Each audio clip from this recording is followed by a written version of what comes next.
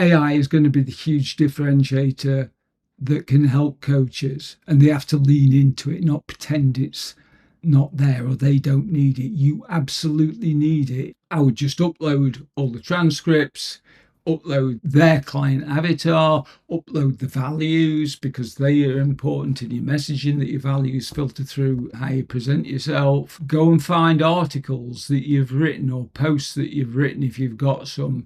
Upload those because they are your voice. Adapt it to your own voice. And this is one of the other things, the AI and that's good. Let me use that. Can we hop into one example? And very specifically, I'm thinking of something that you had also shared on your email newsletter where the AI would act as your coach supervisor. How does that look like? I'll make it as a coach, light the spark inside, empower every soul to turn the tide.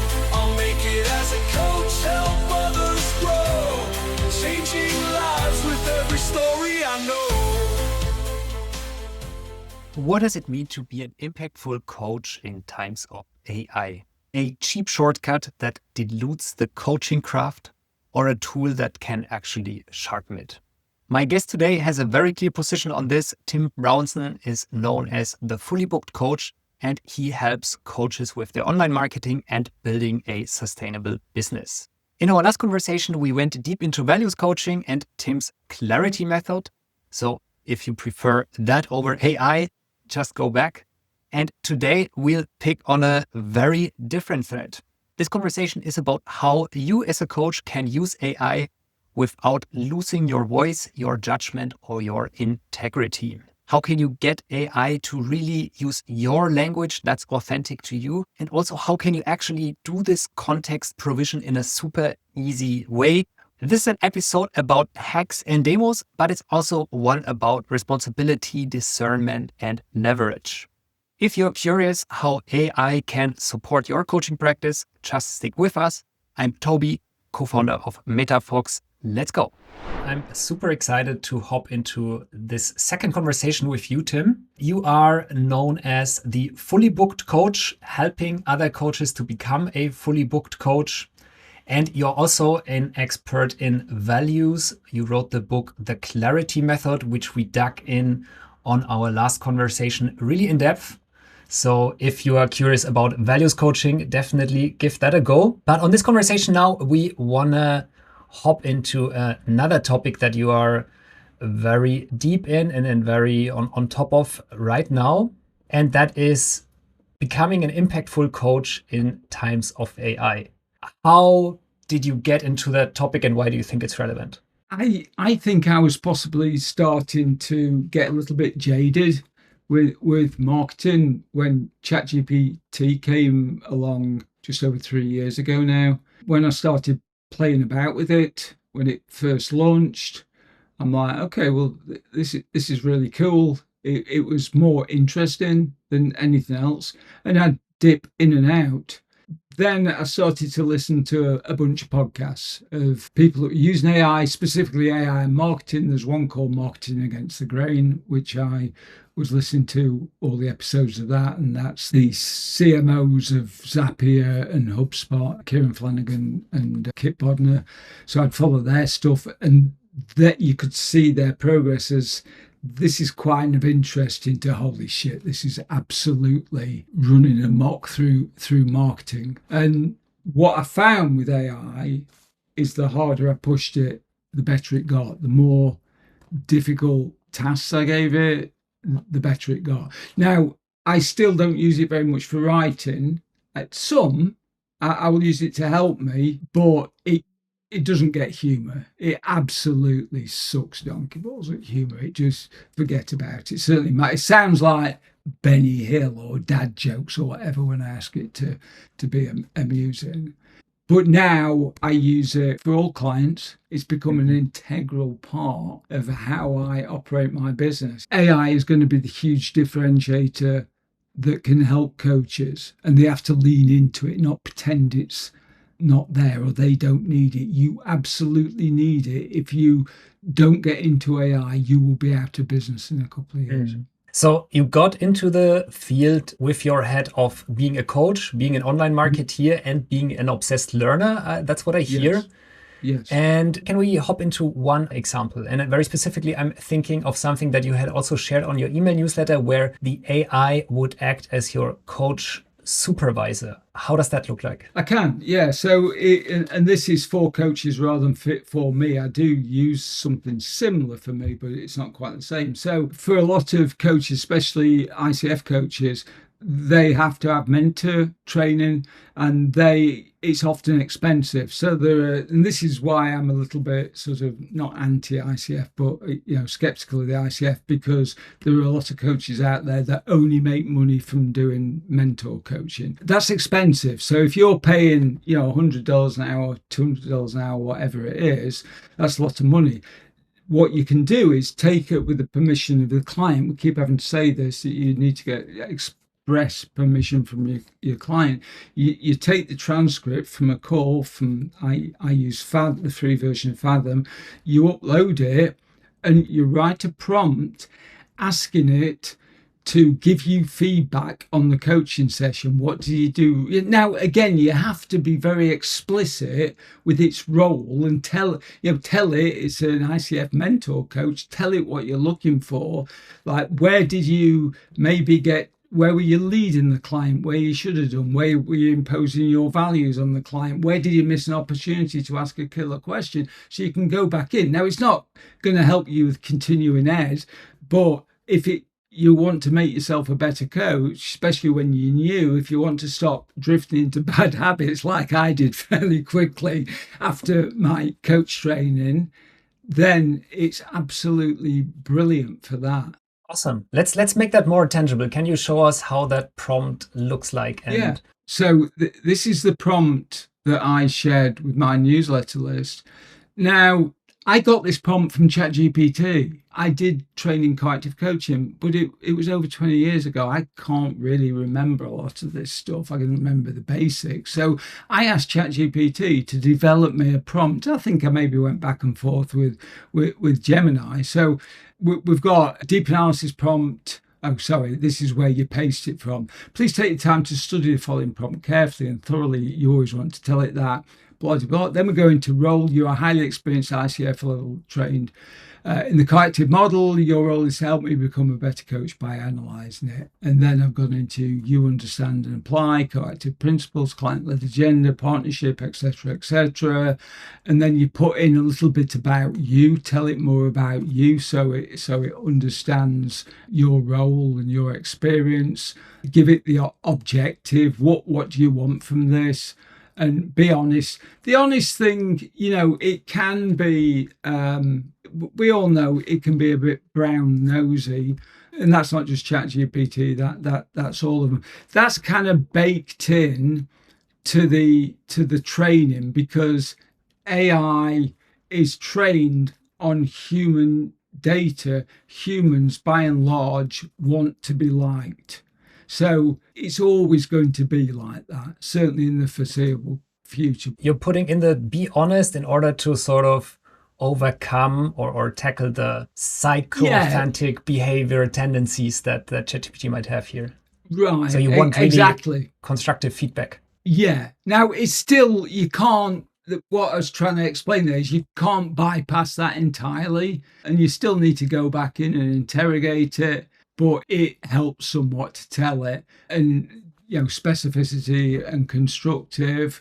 And then there's all sorts of stuff, how effective was the opening, how well did it establish rapport, presence, etc., quality of the questions. This is all basic coaching stuff. Where did I miss something? And you can actually, really, really drill down on this, because it's trained on, the Coactive Coaching book, which is the Bible for it will be in ChatGPT. It will have stolen that book. I mean, I don't think they've paid for any of them, which is the ethics of that aren't just dubious, they're downright horrible, but it's there. So it's going to find in your coaching you want it to find, really. And then you've already uploaded the file of a transcript.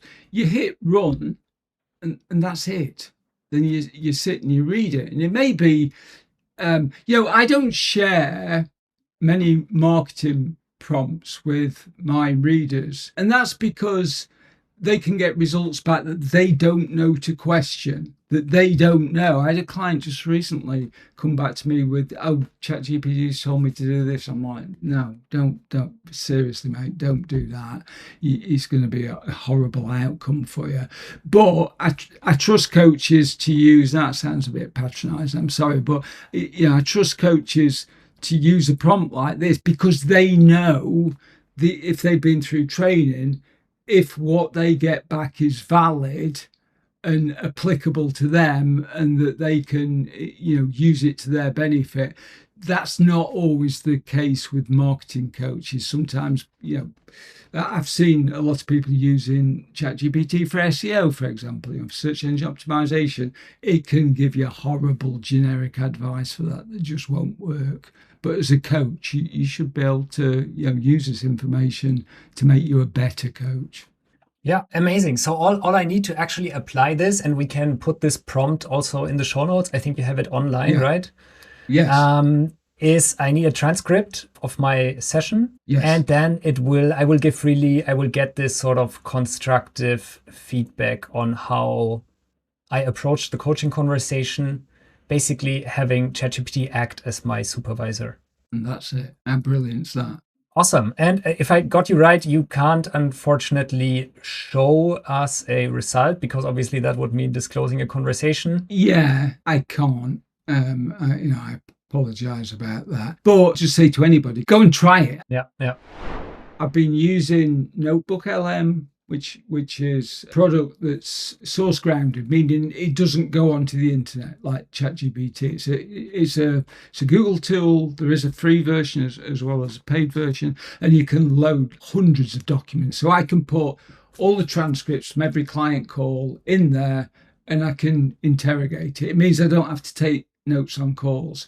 It means I can look for things that I missed. It means I can get it to write prompts that I can then give to clients. And by the way, you've got to get your client permission to do this. But it's so important now. I don't think I'd take a client on that wouldn't give me permission to do it. Mm-hmm. And we can actually show something here from my end because you said you wouldn't want to expose your client data. I have something that I can show with the tool that you mentioned, that is a NotebookLM by Google. So this is available basically simply because I am a Google user. You do not have to be a paid Google user to use Notebook. You have a limited, I think you can only have 30 notebooks if it's the free version, but it is available. You need to have probably a Gmail account, but you don't need to pay for it. Exactly. And then I have this environment where I can create a notebook and say, let me put in my sources. So now I could paste in text, I could provide my website, I could provide YouTube videos.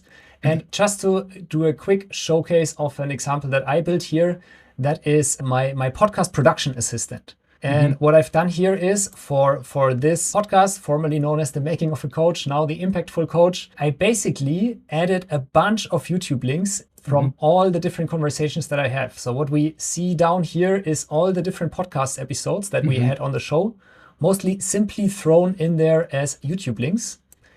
And now I can quiz this assistant, and instead of searching the web, it would actually refer to the conversations that I actually had with my podcast guests.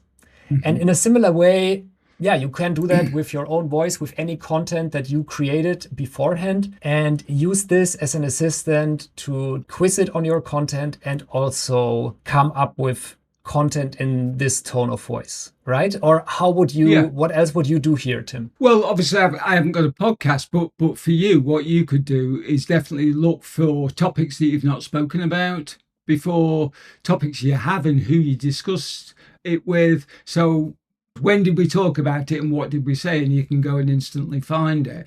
The other thing you can do, obviously, or I presume it's obviously, is you can pull other people's podcasts in. And you can look for ones that were really successful, got loads of views, and you can start a notebook, pulling those in and looking for the topics, what they talked about with the popular ones. You can go onto YouTube and find a bunch of podcasts or a bunch of just tutorials explaining certain topics about that's in your niche, you could go into NotebookLM and ask it to summarize them and write you a blog post with the most important bits.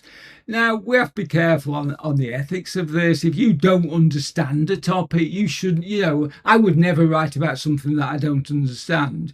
But if you do, and you're just trying to think, okay, what are the real headlines that I can talk about here, then you can do that. Or if you want to go and research a podcast that you want to apply for, go and pull in a load of podcasts, a load of episodes from YouTube, and ask it to give you the things that they talk about and that you can offer value on. Yeah. So in this case, maybe to just give one example, one thing that we could do is I could say, with my most recent guest, Tim Brownson, I talked about the topic of values in coaching. Are there any other episodes where we dug into this topic that I could reference in the upcoming episode? So this is my prompt now, and let's see if I've talked about values previously on this show. Yeah, and now it gives me like, how did it come up in previous conversations? And here we had my conversation with Kirsten, where we talked about values mining, with Monica, which was, in my mind, an episode about sort of Buddhist philosophy. But yeah, apparently there's many ways where I could reference back now. Yeah, I mean, the speed it did that is phenomenal, isn't it? I mean, what did it take it? 15 seconds now, and it's going and looking at all those videos and finding, it's going through the transcript, it's not studying the video, and finding what you've talked about. And now, I don't know if people can see this, you've got the citation button that you can click on and go to that part of the video if you want to have a deeper look yourself. Exactly. So now if I say, okay, how did I discuss the topic of values with Todd? Then it really gives me the transcript of my conversation with Todd here. And how this is different to ChatGPT now, I think becomes quite obvious, because this is really not searching the internet, but living off my own content that I have given it before.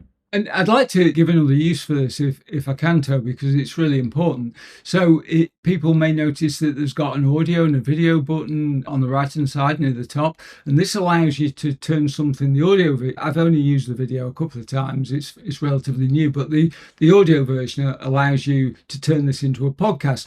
Some people will have heard this. It's a female voice and a male voice, and it is phenomenal. When it first came out, the first one I heard, I had no clue it was AI, because they cut over each other and the and the R like normal people do, and it's phenomenal. You can go and grab a 2-hour, like Andrew Huberman or Lex Fridman. They do these super long podcasts. You can go and grab one, throw it into NotebookLM and say, create me a short podcast of this, and then you can go and listen to it. With me, I listen to podcasts when I'm out walking the dogs or what have you. So there's some really super interesting applications. Plus, it's safe. It's not going to share your information. Now, ChatGPT, if you've checked the box, shouldn't share your information. And this is Google, so who really knows? But I think it's fairly safe that it's not giving you answers from the internet. Yeah, and in my example, all of the sources that I've put in here, that's obviously publicly out there anyway. And right. I could now use this as a way to fast track my learning. If I would have said, okay, I want to learn the approach to solution-focused coaching from these 3 demos, then I throw in these 3 demos and I tell it, hey, can you summarize this? Can you create an audio podcast that sort of summarizes the conversations? It's a powerful tool again, isn't it? Yeah, so there's many rabbit holes we could dig into, but this is basically on the topic of using AI in order to speak your own voice, kind of be authentic. And I think that's often very important to coaches, and I'm sure to many listeners, also to me personally. And that's why I like this tool. To go a bit strategic now about this conversation, can you give me a high-level overview of what are your most important use cases that you are using AI for these days? So I didn't do copywriting for clients, not because I can't do it. It's one of the things that I'm best at, but it is so time consuming. It is, and people who are paying for it usually don't appreciate it. Certainly the kind of client that hires me doesn't want me to use 20 hours to write, a couple of pages sales copy, but it could literally take that long. But now, at the moment, I've got 3 clients that I'm writing their website copy for.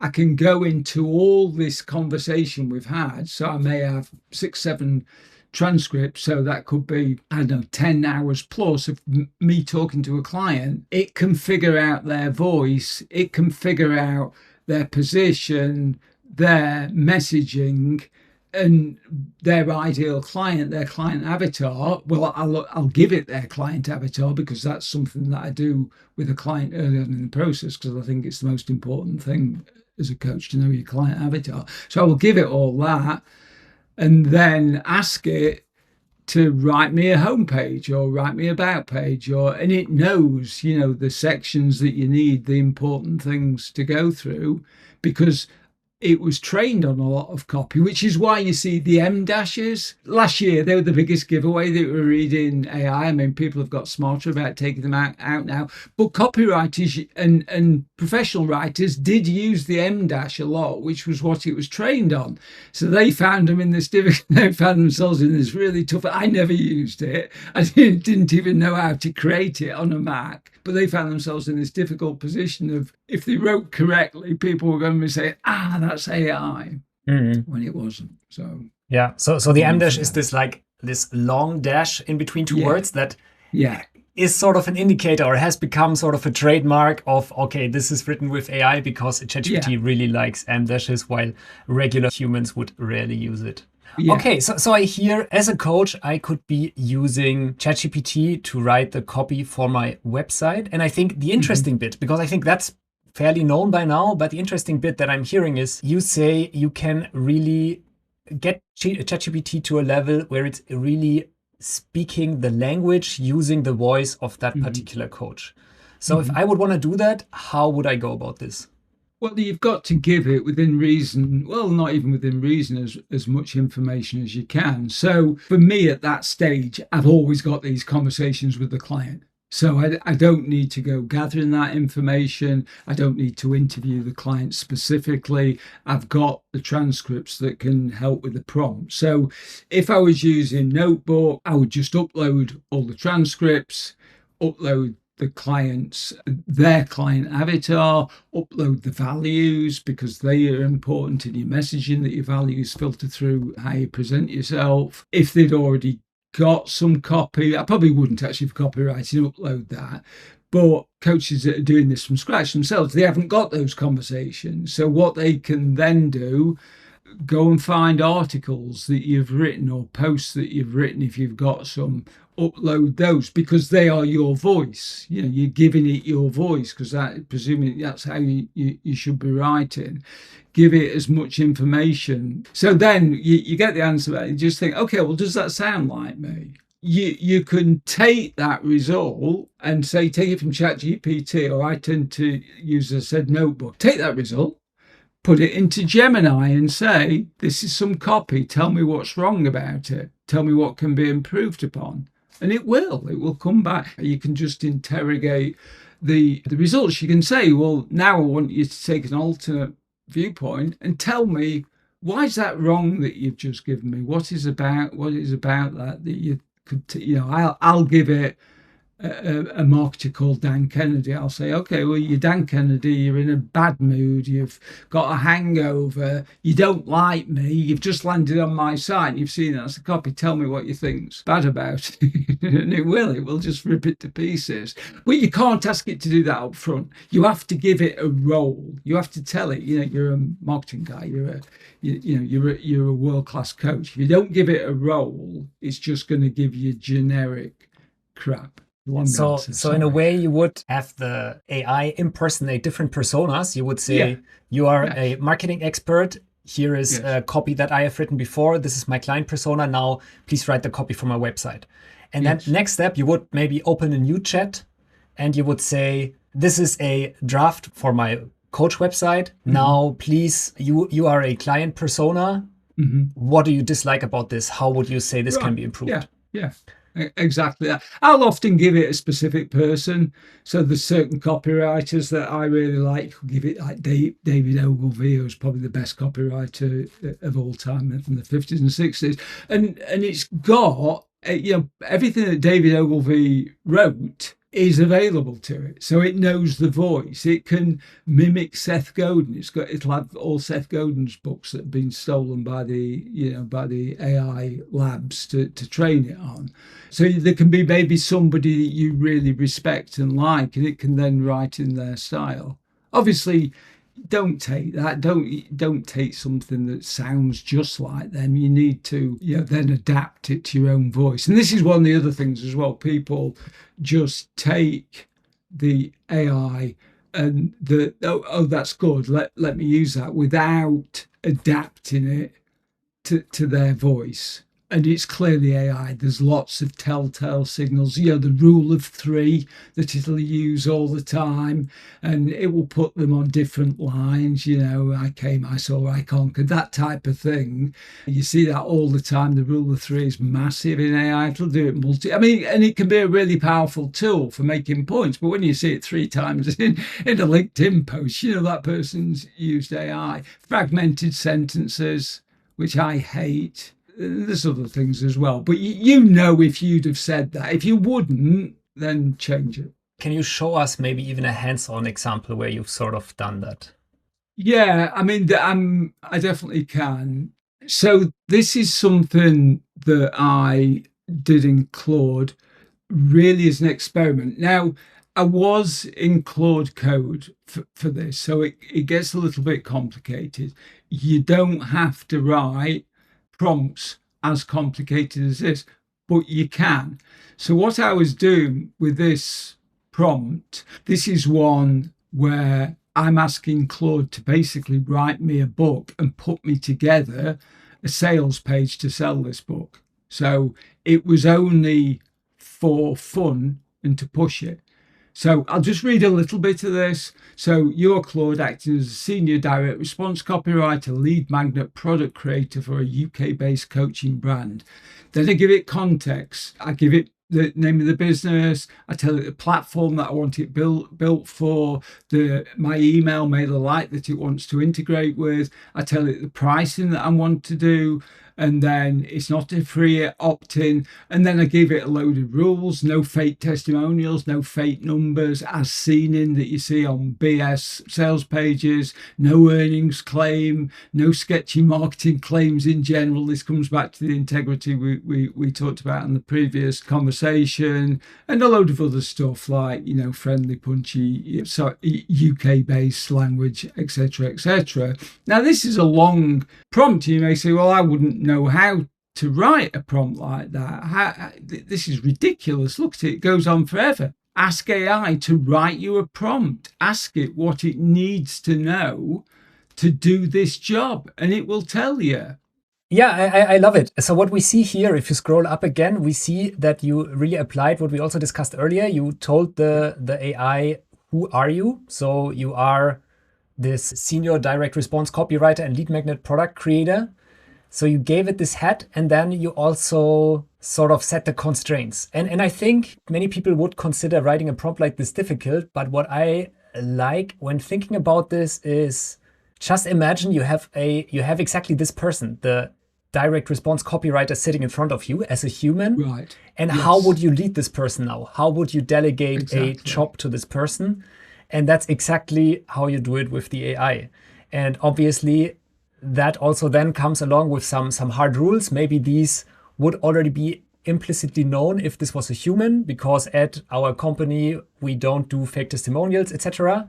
But then all the other things, that is sort of your mission that you would also give an employee, right? And I think that thinking about the AI like that makes it much more intuitive. Yeah, exactly. You've absolutely nailed it. And some of this information, by the way, whether you're using ChatGPT or whether you're using Claude, where you can upload information to your profile. So some of it will know, but it's just reiterating, basically. I mean, one of the mistakes that some people make is they talk about a ChatGPT having, it knows them and it knows to do this and do that. ChatGPT, none of them have infinite memory. That is probably when we get to AGI. That is not possible at this point in time. So it will do things that on you it's forgotten about.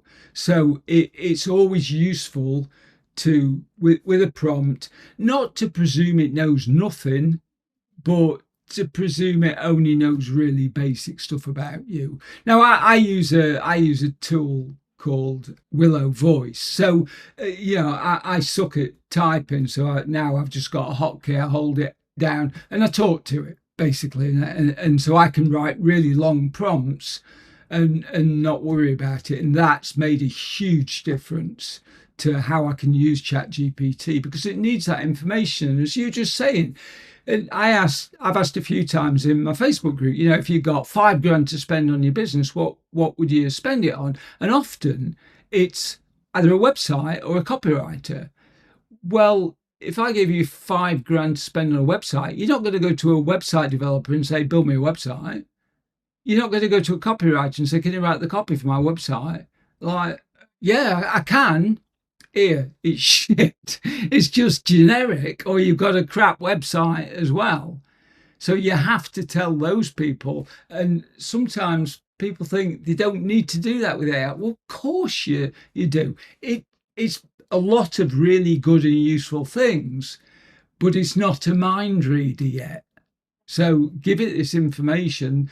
And the old saying of garbage in, garbage out from computing way back when, it's exactly the same. If you give it crap information, crap instructions and directions, just like if you hired somebody, you're going to get bland, boring results back that you're just going to think, well, this isn't very good. And that's where people often stop. Well, this isn't very good. And then they wander off and they tell everybody AI is not all that. It absolutely is all that and more. So you need to treat the AI, may it be Claude or ChatGPT, like a human colleague, employee, freelancer that you work with, and give it all the context. And one thing that I would like to highlight, because I think that's really an undervalued resource, is you just said, you don't actually write the prompt, you speak the prompt. So just like with an employee, you would actually talk to the AI, basically holding down some keys, and then you have another AI-driven tool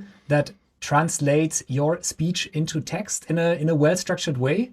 What is the tool you're using there? I use Willow Voice, but there's a few now. There's WhisperSync, I think one's called. I think you can maybe do that in Otter now. I'm honestly not sure. I've not used Otter. Yeah, awesome. So I'm using Whisper Flow, which also works on Windows, and I'm even on the free tier for that, and use it mainly to talk to ChatGPT. So if I would be writing an email or a chat message, then I'm still typing. But whenever I talk to AI, exactly for that reason, I don't need to be as concise I would want to be on an email that I would write to a human. There I'm using my voice a lot, and we can put both of these tools in the show notes. So we have this elaborate prompt now that we spoke to the AI. What's next? Right, next is just letting it to run. Now, something like this. So basically, as I said, I'm asking it to write me a book from scratch. I'm asking it to give me the code to develop a landing page to sell the book, and come back and give me step-by-step instructions on setting this up so I can sync it with MailerLite, so I can gather people's information for my newsletter list. Interestingly enough, and this is because it knows me, because in the instructions I gave it, it came back and told me that because of GDPR regulations, that I couldn't automatically add people to a list because they bought a product. You can in the US. I mean, the US regulation, there's very little regulation outside of California, but in the UK and also in the European Union, you can't. So that was a cool thing to take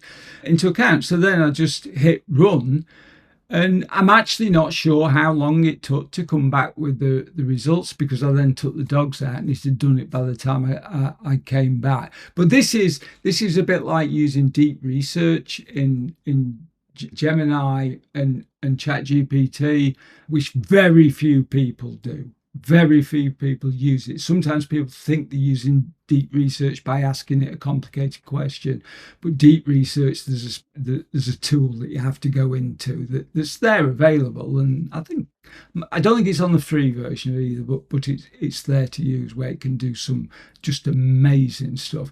So yeah, let it run. Came back.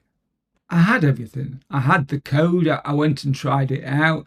Would I have used it as a sales page? No, it's very bland, and but it was a starting point, and I have seen people do this that have got really good sales pages. So I could have maybe gone back into it and said, look, this is a bit vanilla, and I'd like to spice it up by doing this, and so on and so forth, and I'm sure it would have done it, but I wasn't ever going to do a landing page to sell a book.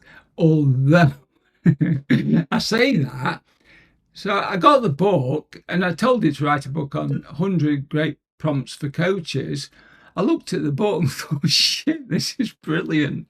No, well, not brilliant, but this is really good. I actually could take this out, write an intro and go into a lot more depth, and then sell it. And that's what I've started to do. I'm getting a bit bogged down that I'm making the intro and the explanations a little bit too long.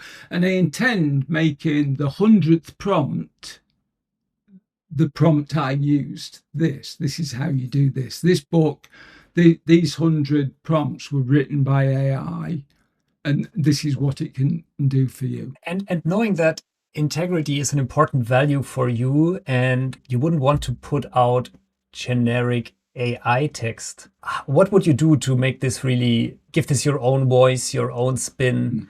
Right. What I'm doing basically, so it is write a long introduction, part of which is how to use prompts. So, okay, I've got this prompt, but it's not quite right for me.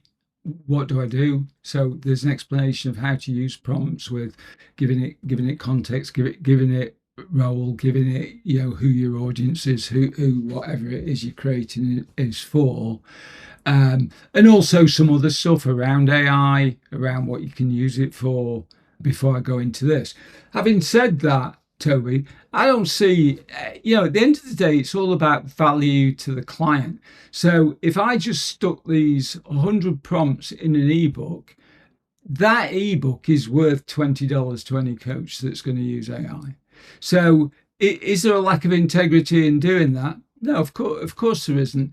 I wouldn't claim I'd written, all the prompts. I would explain, as I said before, in the 100th prompt, I would say, this book was written by AI, and this is how I did it. So to me, it's about value to the end user.